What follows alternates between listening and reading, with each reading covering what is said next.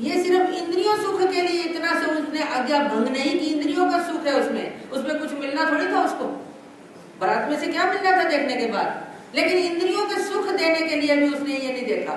मतलब आपके घर में अगर टीवी चैनल चल रहे हैं, कई बार देवी का भी आता है, गुरु नानक का भी आता है, राम का भी आता है, रहीम का भी आता है, शंकर का भी आता है, और भी कई लोगों के आते हैं, हमने वो भी नहीं देखने, क्योंकि उनको देखने के लिए हम जब बैठते हैं तो हमारा उतना टाइम वेस्ट हो गया। उससे अच्छा अलग बैठकर कहीं नाम जप पढ़ लो, लीला पढ़ लो, कुछ पढ़ लो, जो पढ़ना आता पढ़ लो, उससे अच्छा सो जाओ, नहीं कुछ आता। लेकिन अन्य वार्ता नहीं, ये जीव देवता प्रपंच की बातें नहीं। इन बातों को देखते हुए भगवान श्री चक्रधर स्वामी जी दोपहर को उठकर भक्तिजनों को देखने जाते हैं, पोथी पढ़ाने जाते हैं, उनसे सुनने जाते हैं, तो बच्चे एक दिन सिर्फ गप्पे मार रहे हैं, एक दिन भगवान उस कमरे में ही नहीं गए, वापिस आ गए। पैसा कहती महाराज आप वापिस क्यों आ गए? कहते बच्चे ना अन्य वार्ता कर रहे हैं। इतनी सी अन्य वार्ता भी परमेश्वर को अगर सहन नहीं होती, वो दूसरों की बातें कर रहे हैं, तो वहां भगवान को सहन नहीं हो रहा। तो जब हम दूसरे के उसमें एरिया में चले जाएंगे, उनको मन से अपना समझेंगे या थोड़ी देर के लिए उसके साथ व्यवहार करेंगे, वो परमेश्वर कैसे सहन करेंगे? वो नहीं कर सकते। इसलिए हमने इन बातों को ध्यान रखते हुए एक थोड़ी देर के लिए किसी रिश्तेदार के साथ या किसी अचानक संकट में फंस गए तो भी नहीं जाना। कभी कभी लोग बहुत जल्दी अमीर होना चाहते हैं, या कभी कभी दुख संकट में गरीबी आ जाती है, तो उसको काटने के लिए शायद किसी और दरवाजे पर जाकर भीख मांगने की भी कभी कभी इंसान की वो कमजोरी सामने आ जाती है। उसके लिए भी भगवान ने दृष्टांत सुनाया है।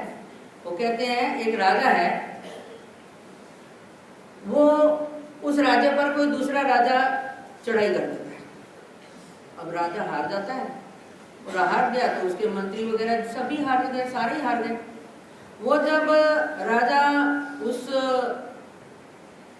प्रजा को अच्छी तरह से व्यवस्थापन नहीं कर सकता या उसको नहीं चला सकता, तो सारे उसको एक एक छोड़ के जा रहे हैं, सभी जा रहे हैं। कोई दूसरे राजा के पास जा रहा है, कोई कहीं जा रहा है, कोई कहीं जा रहा है, कोई कहीं जा रहा है। एक शिंदे सरनेम का उसका मंत्री है, शिंदे, महाराष्ट्र में आज भी शिंदे हैं। शिंदे नाम का एक उसका मंत्री है, वो अपने राजा को छोड़कर, अपने राज्य को छोड़कर कहीं और नहीं जाता।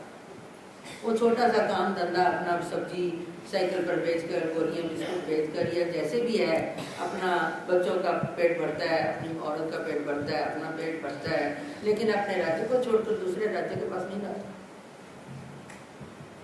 कुछ दिन बाद राजा अपनी राजगद्दी पर अच्छी तरह से बैठकर फिर राज्य व्यवस्था चलाने लग गया, तो सभा में सारे मंत्री दोबारा आ गए। दोबारा जब आए तो उन्होंने देखा, सबकी तरफ नजर घुमाई, कहते हैं अरे आप सब लोग दिखते हो, हमारे शिंदे नहीं दिख रहे हैं। कहते हैं जी वो तो आप ऐसा हो गया ना, जब तो हम लोग तो कहीं कहीं चले गए, उन्होंने किसी राजा के पास जाकर उसकी जय जयकार भी नहीं की, उन्होंने किसी राजा के आगे जाकर हाथ भी नहीं फैलाया, उन्होंने किसी का दिया हुआ लिया भी नहीं, वो किसी तरह अपनी बस थोड़ा बहुत धंधा चलाकर अपना पेट भरते रहते हैं। वो कहाँ आएंगे, अब उनको क्या पता कहाँ है। राजा कहते अच्छा, राजा कहता चलो जाओ उनको ढूंढो, और अपना नौकर चाकर सेना अपनी पालकी सब कुछ देकर उसको उसके पालकी में बिठाकर ले गया। उसका मेरा आधा राज्य उसको दूंगा। क्यों? कि मुझे छोड़कर किसी और की जय जयकार करने नहीं गया, मुझे छोड़कर किसी और के आगे उसने हाथ नहीं फैलाया, मुझे छोड़कर किसी और ने दिया हुआ लिया भी नहीं उसने। इसलिए असली मेरा मंत्री कौन है? वो शिंदे है। मतलब आपके दुख सुख नहीं जुड़े तो दूसरे मंदिर चले जाओ, वहां नहीं जुड़े तो फिर तीसरा चले जाओ, वहां नहीं जुड़े तो फिर चौथा चले जाओ। अरे धर्म क्या चीज है? यह धारयते तो धर्म, जिसको अंतःकरण से धारण कर लिया जाता है उसको धर्म कहा जाता है। इसीलिए धर्म के वास्ते जीना, धर्म के वास्ते मरना, धर्म पर जान फिदा करना, धर्म के लिए ही सिर्फ करना चाहिए। बाकी तो व्यवहार में तुम्हारे सुख दुख जीना मरना जो कुछ भी लाभ हानि आपने गरीबी अमीरी जुड़ी हुई है वो तो आपको मिलनी ही मिलनी है, वो तो मिलनी ही है। लेकिन अपनी आत्मा को हमेशा के लिए उद्धार करने के लिए हमने जिस परमेश्वर का मार्ग अपनाया है उस मार्ग पर चलते हुए हम लोगों को जो भी कठिनाइयां आती हैं वो क्या संसार में औरों को नहीं आती? कुछ लोग कहते हैं जी देवी वाले जाओ वो बड़े अमीर हैं वहां चलते हैं। अभी पिछले साल आपने वो भी देख लिया है क्या हाल हुआ है। संसार में सुख दुख जीना मरना तो सबके लिए है, लेकिन धर्म ये स्वीकार किया जाता है।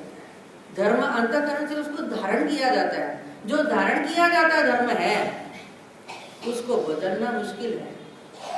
लेकिन इसके बारे में थोड़ी सी साइड पे जाऊंगी बोलने के लिए कि अगर कोई कहेगा कि मैंने दूसरा धर्म धारण किया हुआ है, दूसरा गुरु मंत्र लिया हुआ है, तो अब मेरे को ये भगवान का मंत्र लेना, वो भी तो कहते हैं भगवान है, लेकिन ये भगवान का जो धर्म है, भगवान श्री चक्रधर जी का जो धर्म है, श्री कृष्ण महाराज जी का जो धर्म है, ये धर्म परमेश्वर धर्म है, ये ईश्वरीय धर्म है। भगवत गीता में सुनाया हुआ भगवान ने अपने मुख से अर्जुन को जो जतलाया हुआ है वो धर्म है। ये मन गढ़ंत धर्म नहीं है। ये धर्म भक्ति भाव वाला दिखावा वाला नाटक नहीं है। ये धर्म जो है पत्थर की लकीर की तरह है, जैसा करोगे वैसा फल पाओगे।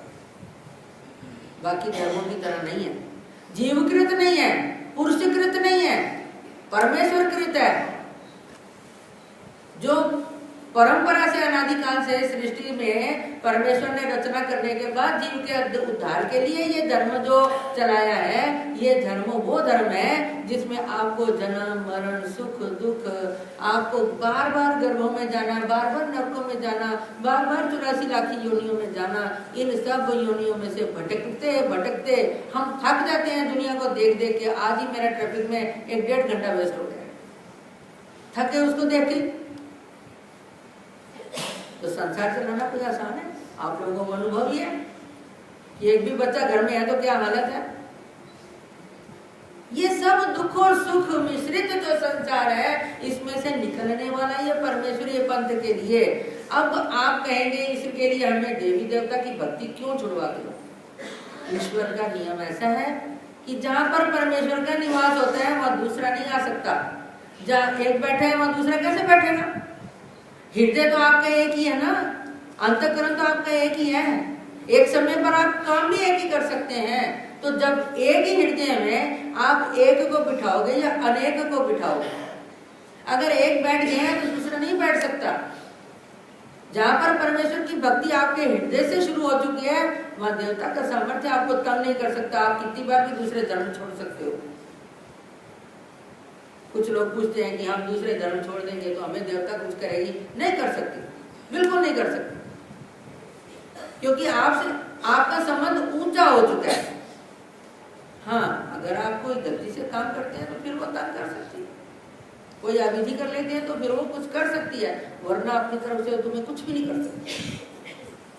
और अगर आप परमेश्वर के हो गए हैं तो आपने उसके लिए जब वहां एक अच्छे आदमियों के विचारों को आप कभी देखें, नजदीक होकर देखें कि वो लोग जैसे बड़े लोग कहते हैं, जैसे गुरुजन कहते हैं, जैसे माता पिता कहते हैं, उनकी आज्ञा पालन करने के लिए बिल्कुल तैयार होते हैं। इसलिए परमेश्वर ने ये परमेश्वर धर्म चलाया है, जीवकृत पुरुषकृत नहीं है।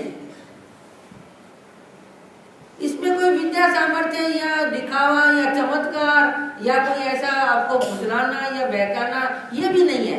खुद आजमाए, खुद भक्ति करके आजमाए। हर एक इंसान को स्वातंत्र्य है इस धर्म में कि गुरुजन जब आपको मंत्र दे देते हैं तो आपको मंत्र के बाद उसका मंत्र जाप करने का अमल अपने ऊपर करने के बाद आप आजमाए कि मेरी भक्ति से मुझे क्या मिला। लेकिन जब आप भक्ति से विचलित हो जाते हैं तो आपकी पहली की हुई भक्ति तो होती है, लेकिन उसके बाद की हुई भक्ति का भी फल नहीं मिलता। आप धर्म में हैं, अच्छे चल रहे हैं, यदा कदा अगर आप किसी कारणवश धर्म से भ्रष्ट हो जाते हैं तो परमेश्वर उसके बाद की हुई भक्ति का आपको स्वीकार नहीं करता।